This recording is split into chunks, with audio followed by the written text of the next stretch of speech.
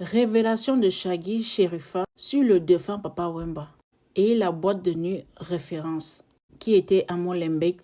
Pour rappel, Molenbeek a été le siège des recruteurs pour l'État islamique. Elle tenait un bar, boîte de nuit là-bas, qui faisait aussi restaurant.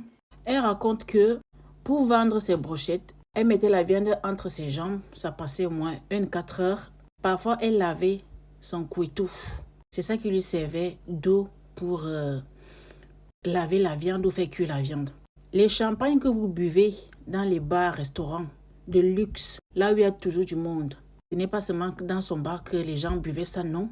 C'était les urines que les divinités qu'elle croit qui fabriquaient, qui transformaient ces urines en champagne, whisky, tout ce que vous voulez.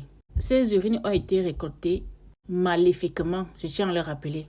Ceux qui adorent dire, je m'allais dans les bars de luxe, là où il y a du monde, vous ne savez pas ce que vous mangez là-bas, vous allez lire l'heure. Papa Wemba, au début, tout le monde se moquait de lui parce qu'il n'avait pas la célébrité qu'il voulait.